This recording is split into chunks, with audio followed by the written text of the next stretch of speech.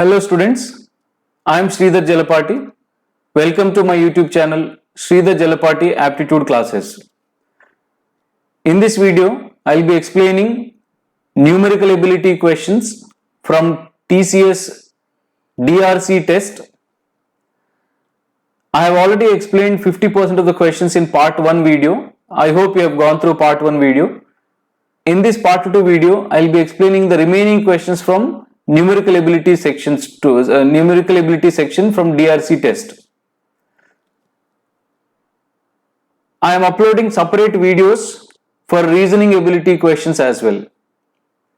Let's start our discussion. As you are already aware of, the TCS NQT test consists 3 sections: numerical ability 26 questions 40 minutes, verbal ability 24 30 minutes, reasoning ability 30 questions 50 minutes. So you will have good amount of time to attempt the questions, but at the same time the questions are lengthy and involving a huge amount of calculation part. Let's start our part 2 video. Here is the question. Pipes A and B can fill an empty tank in 40 minutes and 60 minutes respectively, whereas pipe C alone can empty the full tank in X minutes.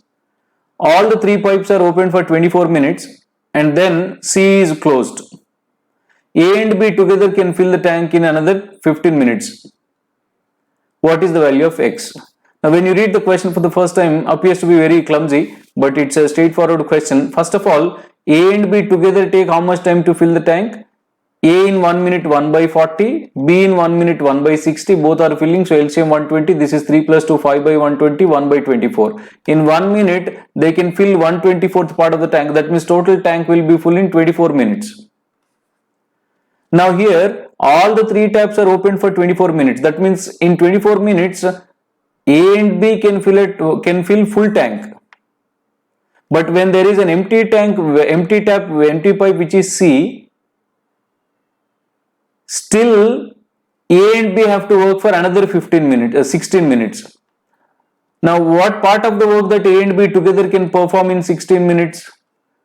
A in 1 minute 1 by 40, B in 1 minute 1 by 60, together in 1 minute, we have already calculated 1 by 24 work in 1 minute. Then in 16 minutes, they can perform 16 into 20 by 1 by 24, which is 2/3 of the tank. Why they have to work for again another 2/3 of the tank? Because this is the 2/3 of the tank which got emptied when C opened along with A and B. That means C emptied 2/3 of the tank in 24 minutes because C opened for 24 minutes, right? So for 2/3 of the tank 24 minutes, then for full tank how many minutes? 24 into 3 by 2, you will get it as 36 minutes. So the value of X is 36 minutes, right? I repeat, here all 3 taps are open for 24 minutes. Actually, A and B together can fill the tank in only 24 minutes. But even after this 24 minutes, A and B had to work for another 16 minutes to fill the tank because some part of the tank is emptied by C. First of all, what part of the tank that A and B together fill in 16 minutes? In 1 minute 1 by 24, in 16 minutes 16 by 24, 2/3. So this 2/3 is the part of the tank emptied by C in first 24 minutes. That's why A and B had to fill the 2/3 part again. So C to empty 2/3 of the tank took 24 minutes. Then for full tank, how much time? 24 into 3 by 2, 36 minutes. That is the value of X. So I feel this is the simplest way to answer this question. Let's move to the next one. The ratio of acid and water in 45 liter solution is 5:4. So total solution 45 liters, 5:4, nothing but total 9 parts. If I divide 45 into 5 plus 4, 9 parts, each part 5 liters. So you can write 25 liters as acid and water as 4 parts, each part 5 liters, 20 liters. Right? Actually, those who are appearing for TCS test, you should be in a position to write 45 in the ratio 5:4 directly. I wanted to write these 25-20 directly, but some of you may ask me later how you get this 25-20, so that's why I'm explaining that in detail. Okay, so now we got acid and water in these 45 liters. Now to the solution 15 liters of water is added. 15 liters of water is added. Now water is total 40 liters, 35 liters. Already it was 20, now we added another 15, so total water has become 35 liters. Acid remained 25 liters. So now acid and water are in the ratio 5:7. 25, 35, 5:7 ratio. Okay, so in this solution which has acid and water in the ratio 5:7, 144 ml, this has occurred twice, but yeah, it is only once given in the question. So 144 ml of solution is taken. So when you take that 144 ml from this resulting solution, you don't get only acid or only water, as acid and water are mixed up in the ratio 5:7. In this 144 also we will get acid and water in the ratio 5:7. 5:7 is nothing but total 12 parts, 5 plus 7, 12 parts. If I divide 144 into 12 parts, each part 12, so then 5 parts of acid, 5 12s, 60 ml acid, and remaining 7 parts, 7 into 12, 84 ml water. So in that 144, acid is 60 ml and water is 84 ml. Now he says, to the solution 52 ml of acid is added. To this 52 ml of acid is added. So now acid is 112 and water is 84. So if you simplify the ratio, this is 14 sevens, 14 eights. So ratio is 8:7. 14 6s, sorry, 14 6. 14 6 84 and 14 8s 112. 2 3s 2 4s. So ratio is 4:3. Acid to water 4:3. You are asked to find the ratio of water to acid, which is 3:4. You need to be very careful in selecting the answer. We got acid to water as 4:3, but you are asked to find water to acid, which becomes 3:4. Hope you followed. It's a very simple question. I mean, there is no logic here, just you have to follow the information and you need to be careful with the calculations. Let's move to the next one. If you need detailed information about mixtures topic, I have already uploaded 2 videos in my YouTube channel, Mixtures Part 1 and Mixtures Part 2. You can go through those 2 parts to learn the complete concept of mixtures topic. Let's move to the next one. Now this is a very tough question. I feel personally it normally takes a lot of time, and if you don't follow the right approach, I think this kills your valuable time. The entire 30 minutes, 40 minutes, 50 minutes, whatever is given for quantitative numerical ability section, this question may take it if you don't identify the right logic. Right, here is the solution for this. Now first of all, we all know how to rationalize the surds, but here square root of 17 plus 12 root 2 can be written as 3 square. I am splitting 17 as 9 plus 8, which is 3 square. 8 is 2 root 2 square plus 2a is 3, b is 2 root 2, which becomes the same because 12 root 2 is nothing but, you can write it as, yeah, so 2 into 3 into 2 is 12 root 2 under root. So this is like a square plus b square plus 2ab, so which is 3 plus 2 root 2 whole square, a plus b whole square under root. So the square root got cancelled, so this everything is 3 plus 2 root 2. This total thing is 3 plus 2 root 2. Next, denominator, this 11 plus root 72 can be written as 6 root 2 because 72 is 36 into 2, 36, root 36 is 6. So this can be written as, again, 11 can be written as 3 square plus root 2 square. 9 plus 2 is 11, right? So a square plus b square plus 2, a is 3, b is root 2. So that is what we got. So this can be written as 3 plus root 2 whole square under root. So again square root got cancelled. So this all denominator is 3 plus root 2. Now the given fraction is actually 3 plus 2 root 2 by 3 plus root 2. I think we all know how to rationalizing the denominator. Now you have to multiply with the conjugate. What is conjugate of 3 plus root 2? 3 minus root 2. So I have to multiply both numerator and denominator with 3 minus root 2. So this becomes numerator, if I multiply, this is like if I multiply a plus b, 3 into 3, 9 minus 3 root 2 plus 6 root 2 minus 4.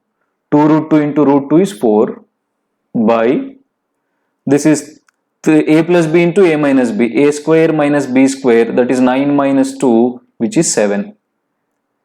If I simplify this further, 9 minus 4, 5, minus 3 root 2 plus 6 root 2 is 3 root 2 by 7.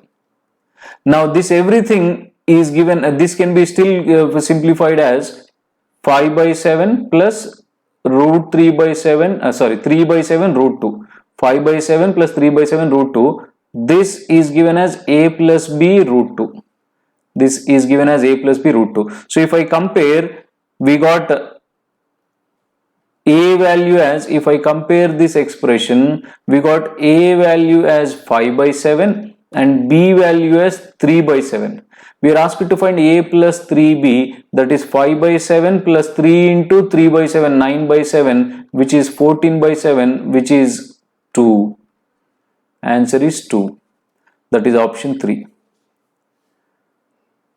Right? I don't know why TCS has asked this question in their sample test, but unless you have a clear idea about certs and rationalizing the certs, it takes a lot of time, and I personally feel this is the most difficult question in all the questions given.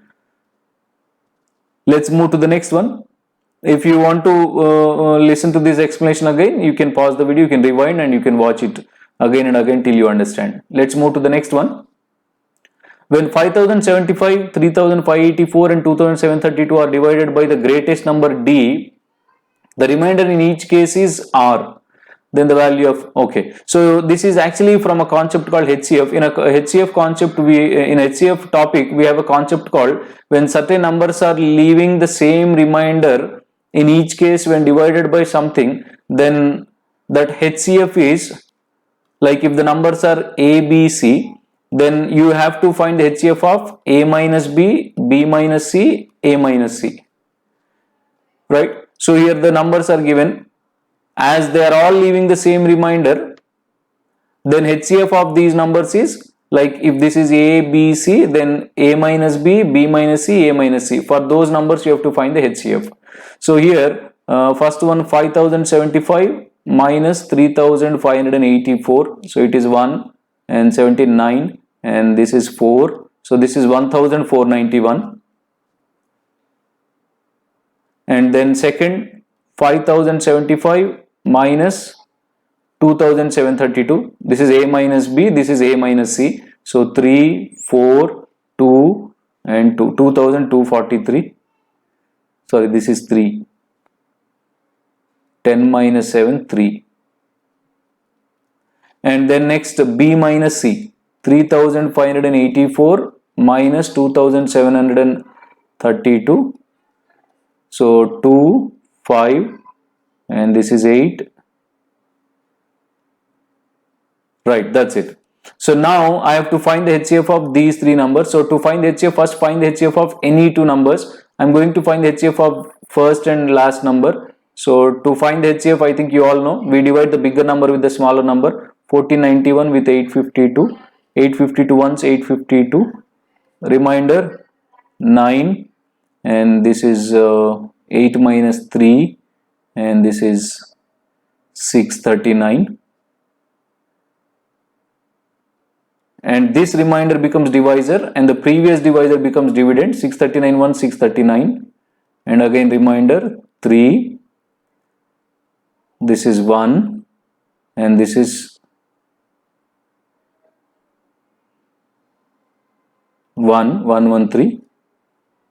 Sorry, this is 2, I'm sorry, this is 213, and this remainder becomes divisor, and the previous divisor 639 becomes dividend, and 213 is 639, and we got the remainder 0. So HCF of first two numbers, HCF of these two numbers is 213, and now this I have to divide with this, that is 2343 with 213, and luckily it goes 11 times, which is 2343, therefore HCF is 213. HCF is 213. So D value is the greatest number which divides all of them, which is 213. We found D, which is the HCF of these numbers, 213. R is the remainder in each case. So now we found which with the divisor the number with which we are dividing. So divide any of these three numbers with 213 and the remainder is R. So I am dividing, let's say, any of the numbers you like. Last one, 2732, I am dividing with 213. Since it is smaller, I have selected that number. Now remainder 213 ones 213. So here it is 6, 602, 213 2s 426. So remainder is 6 and this is 7. 176 is the remainder, which is R. So we got R value and D value. R value as well as D value. You are asked to find 3D minus 2R. 3D minus 2R. So let me calculate here. As D is 213, 3D is 3 into 213, which is 639. Minus, as R is 176, 2R is 352. Right? So if I simplify, 9 minus 2, 7, and 13 minus 5, 8, and this is 287. So therefore option 4, 287 is the answer. Again, if you know the concept, it's easy, but again, calculation part is very clumsy here. Bigger numbers, weird numbers. So that calculation part you need to do little careful. You need to be patient and calm while executing these. If you are in a hurry, then everything will go wrong and you may end up with a wrong answer and it kills your valuable time. Right? Yes. So the concept is here, when all the numbers divided by a greatest number D, leaving the remainder same in each case, then you have to find HCF of difference of the numbers. Like if the numbers are A, B, C, then you have to find HCF of A minus B, B minus C, A minus C. That HCF is D here, and once after getting the D value, divide this any of these numbers with D, the remainder what you get is R value. You will get the same remainder 176 when you divide this number by 213 as well as this number also by 213, because all the numbers leave the same remainder when divided by 213. You can select any of the numbers. Let's move to the next question. This is from data interpretation. A pie chart is given. The total number of employees is 2400. If 1/3 of the total number of employees of the companies in cities B and D are shifted to offices in cities C and E in the ratio 2:3. So you need to understand the information first. First of all, 1/3 of the total number of employees in the companies in cities B and D. First, city B 108 and city D 72. Both together, B and D put together 180 degrees, nothing but half of the circle. So therefore, which is 2400 half 1200. B and D put together 1200 employees, 1/3 of it. So 1/3 of it is 400. So 400 employees are now being shifted to cities E and E in the ratio 2:3. Right? So that means first of all I have to divide 400 employees in the ratio 2:3. If I divide 2:3, 5 parts, each part 80, so 2 parts 160 and 3 parts 240. So these 160 people are sending to city E and these 240 people are sending to office in city E. But already in city C and E some employees are there, some number of employees that we have to find. City C 63%. So the number of employees in city C is 63 degrees. How do you find the total number? 63 by 360 of total 2400. So if I simplify, again 0 0 cancel, 12 3s, 12 20s, again 3 1s, 3 21, so total 420. In city C already 420 are there. Then how many employees are there in city D? City D. D is, city E, not D, E. 36 degrees in E, city E. 36 by 360 into 2400. So this is actually 1/10, which is 240. In E already 240. Now just observe carefully. Already in city C 420 are there. We are adding one more 160 employees. So now total number of employees in C 420 plus 160 580. And already 240 employees are there in E. We are adding another 240. So the total has become 480. Now you are asked to find what is the difference between the number of employees in offices city E and E now. So in city C 580, in city E 480, so difference is 100. That is the answer. Again, a simple data interpretation question, but calculation lengthy. I have already told in part 1 video, and I am again telling you, TCS NQT numerical ability section is all about calculations, weird numbers, every question involving with a lot of multiplications, divisions, ratios, percentages. So you need to be patient enough in executing them. Though on-screen calculator is provided, but all these calculations you cannot perform. That is a simple calculator. Okay, right. Let's move to the next one. The cost of 5 chairs, let the cost of each chair be C. So cost of 5 chairs 5C, and 2 tables, each table T for 2T is given as 5,820, and the cost of 2 chairs 2C and 1 table 1T is 2,640. Right. So let us try to find the cost of table and chair, because we have to find to answer the given question. Now for that, you all know how to solve the equations. I am multiplying the second equation by 2 so that it becomes 4C plus 2T is equal to 5,280. 2,640 into 2, 5,280. So on subtracting first equation and the latest equation, I am subtracting these two. 4C minus 5C minus 4C, C. 2T cancel. 5,820 minus 5,280 is 540. 540. So cost of one table is 540. Now by substituting cost of one table in any one chair, cost of one chair in any equation, you will get the cost of table. So I am substituting this C value in this equation. As C is 540, 2C becomes 1080. 2C is 1080. If I substitute that, now table is equal to 2,640 minus 1080, which is 1,560. One table 1,560. Now what is the question? The cost of one table is what percentage more than the cost of two chairs? So that means you are asked to find 1560 is what percentage more than 1080. First of all, 1560, how much more than 1080? 480, and we are comparing with 1080, that should be in the denominator into 100.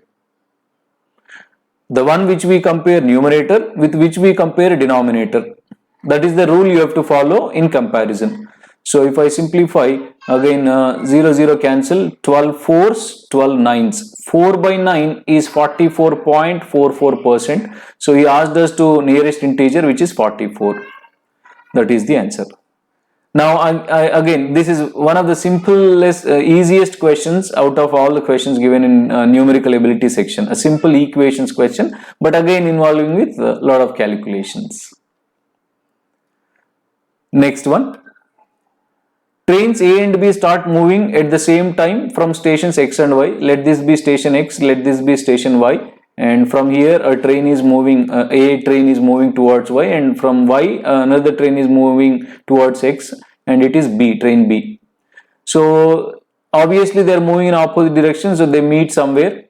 Let's say here, after passing each other, A and B take X hours to reach the destination, and B takes 8 hours to reach the destination from the meeting place.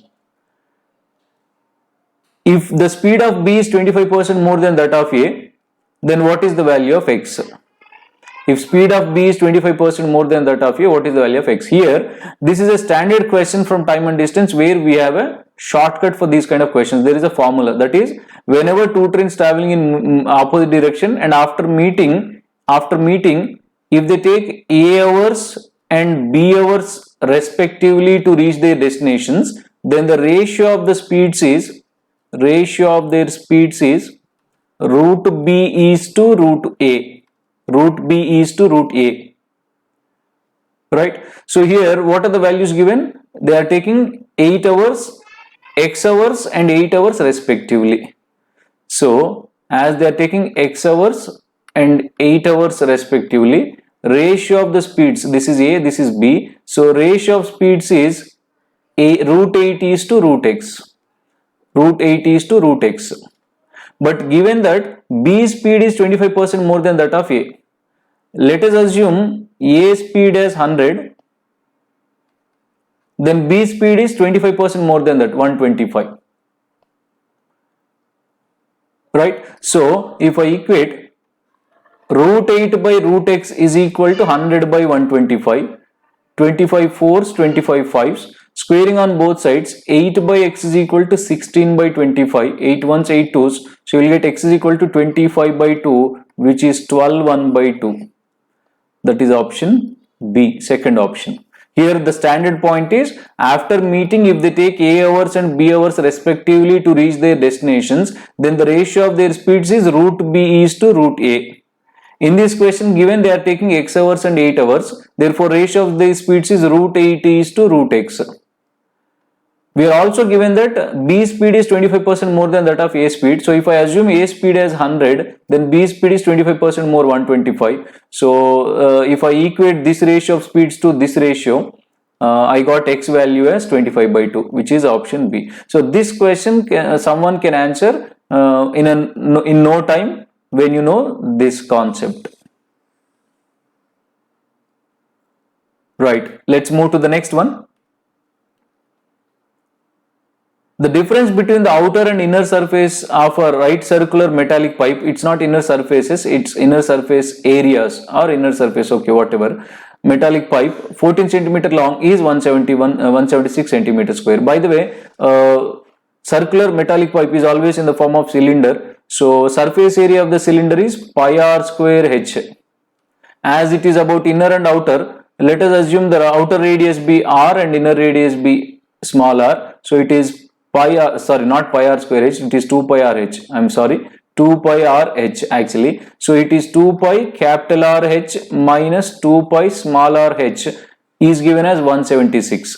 In this, h value is also given. So if I take 2 pi common and h common, which is 14 given, capital R minus small r is 176. Now he said pi value, use pi value as 22 by 7. So if I write 22 by 7 as pi value, 7 1s, 7 2s, 2 into 22, 44 into 2, 88, 88 ones, 88 2s, 176. So I got r minus r value as 2. R minus r value as 2. Next, the pipe is made up of 396 centimeter square metal. I think this is 396 centimeter cube, because metal is nothing but volume. So there is some error in the question. It should be 396 centimeter cube, because volume is always measured as cube of the units. So pipe metal volume of the pipe is nothing but volume of outer surface minus volume of inner surface. So volume of cylinder is pi r square h. So that is pi capital R square h minus pi small r square h. This will give you the volume of the pipe.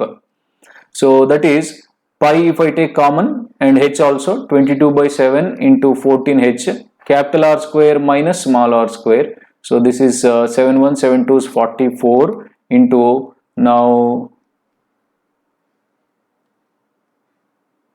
yeah, so this value is given as 396. If I equate this to 396, right? Now if I simplify, capital R square minus small r square can be written as a minus b, a square minus b square, a minus b into a plus b is equal to 396. If I send this 44 to right hand side, it becomes 396 by 44. So if I cancel, 11 4s 44, 11 3s 11 6, and you got it as 9. This is 9. Now we already got r minus r value, which is 2. If I substitute that here, 2 into r plus r is equal to 9. Then r plus r is equal to 9 by 2, which is 4.5. That is option 4. Answer 4.5. I hope you got the answer here. You understood the explanation. Right. So to answer this question, you must know the formula. That is, surface area is 2 pi r h, whereas volume is pi r square h. We are given with h value, we substituted. So first we got r minus r value, and in case of volume, a square minus b square can be written as a minus b into a plus b. This already we know. We are asked to find the sum of outer radius and inner radius, that is capital R plus r, which is 4.5 here. Let's move to the next one. The standard deviation of the data is, standard deviation I have already uploaded one video called Elementary Statistics as a part of this TCS NQT preparation series. For detailed information, you can watch that video. Here, let's see what is the answer. So first you need to find the mean. How do we find mean? Sum of the objects by number of objects. Sum of the objects 12, 21, 32, 45, 61, 78, 96, 115, 150. Sum of the objects 150. By number of objects, how many are these in number? 3 plus 3, 6 plus 4, 10 objects. So sum of the objects by number of objects, so mean is 15. Now deviation is nothing but how much each observation got deviated from mean. So now I am writing that directly, pay attention, try to understand the things clearly. Mean is 15. By how much the first observation got deviated from the mean? 15 minus 5, 10. So 10 square. Second observation 15 deviated by 7, so 15 minus 7, 8 square. And then third observation deviated by 15 minus 9, 6 square. Fourth observation 11 deviated by 4, so 4 square. Fifth observation 13 deviated from mean by 2 square. And then next observation 16 deviated from mean by 1 square. We always take modulus here. And then next deviated by 2, so 2 square. Next deviated by 3 square. Next deviated by 4 square. Next deviated by 20 square. Last deviation is 20 square by number of observations 10. So if I simplify, 10 square is 100, 8 square 64, 6 square 36, 4 square 16, 2 square 4, 1 and then 4, 9, 16, 400, 20 square. 400 plus 100, 500, 64 plus 36, 100, right? 500 plus 100, 600. Next, 16 plus 16, 32, 16 plus 16, 32, 4 plus 4, 8, 40, plus 10, 50. So altogether 50. So 400 plus 100, 500 plus 100, 600 plus 50, 650 by 10. Square root of all this is standard deviation. Square root of all this is standard deviation. So square root of this, this is square root of 65, which is approximately 8 point something. Right, 8 point less than 8.2, so it lies between 7.8 and 8.2. It lies between 7.8 and 8.2. Square root of 65 is obviously 8.0 something you will get, because it's very close to 64, almost like 64, so we can take 8 actually. So 7.8 and 8.2. Option 3. By the way, here you can answer this question only when you know what is standard deviation. Standard deviation is square root of deviation of each object from the mean square by sum of the number of objects. Right. Let's move to the next one.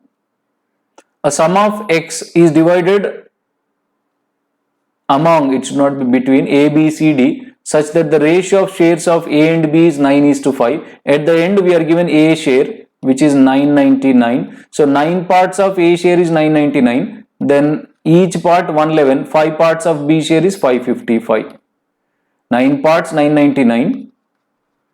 Then 1 part 111. Then 5 parts of B share 555. Next, she share is 70% of B. She share is 70% of B, that is 555. So if I simplify, you won't get integer here. This becomes 7 by 10 into 555. Further 5 2s, 5 1s. So 777 by 2, which is 388.5. This is C share. Next, given the ratio of shares of D to the combined share of B and C, D by B plus C is 1:3. Right? So we already know B share. So from this I can write D is equal to, from this I can write D is equal to B plus C by 3.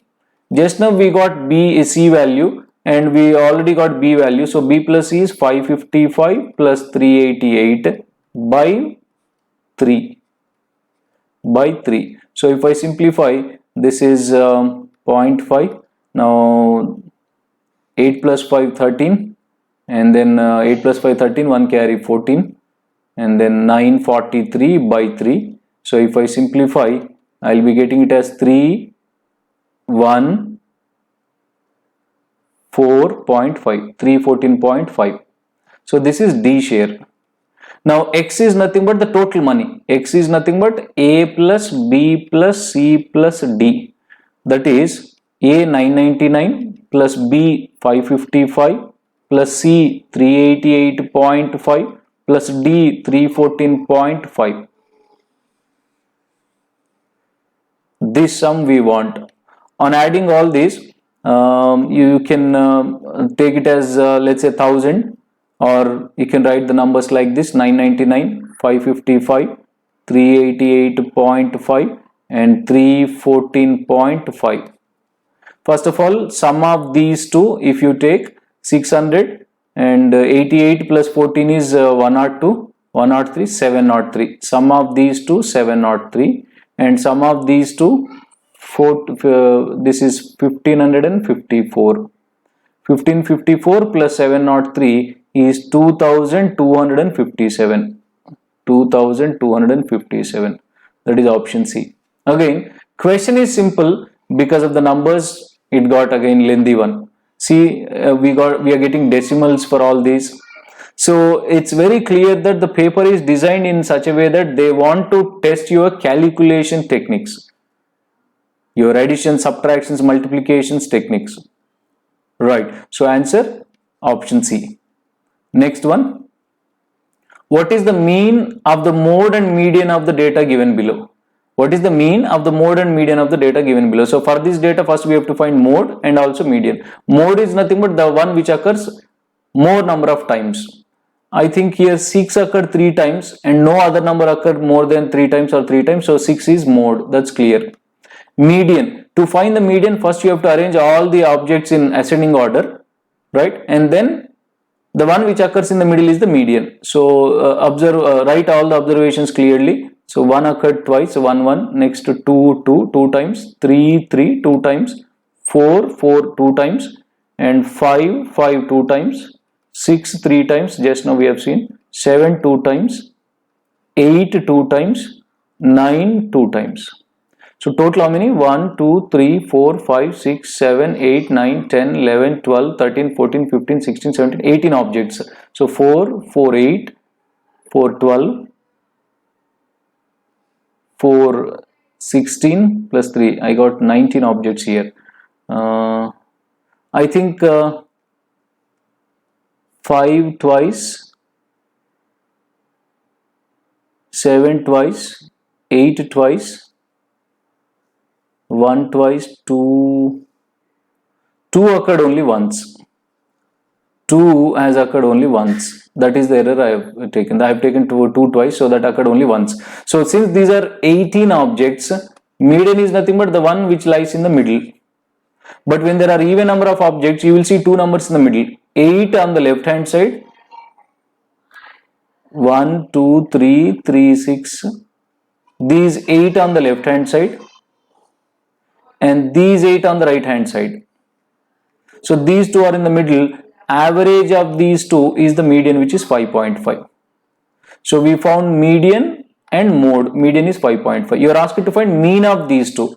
Mean of these 2 is nothing but sum of them by 2. 6 plus 5.5 by 2, which is 5.75. That is option D. Right? Yes. So for more information about median mode, you can watch that elementary statistics video which I have uploaded. Next one. In this video, again like the last video, I am giving you 3 questions for homework which are similar to TCS pattern. You can try these questions and you can post in the comment section with your answers. Right? You take the screenshot and respond with this. First question, what is the answer? This is question number 1. So you can write A or B or C or D, whatever you feel. So take the screenshot and post your answer in the comment section.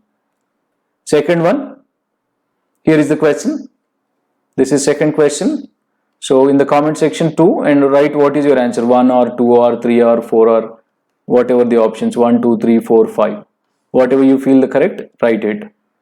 Take the screenshot and try this question. And the last one, yes, third question. So in the comment section 3 and what is your answer, 1 or 2 or 3 or 4 or 5. You can try this and post. Then after a few hours, I will definitely reveal the answers for these. You can check your answers. So ultimately here the conclusion is the second part of the quantitative ability section is purely calculation based. Questions are very frustrating ones. The calculation is not so easy, numbers are very weird, but we have no alternate. I hope you like the explanation, and for any questions, queries, do post your queries in the comment section. Do not forget to share this video with as many as you can, and do subscribe to my YouTube channel if you have not subscribed yet. Thank you.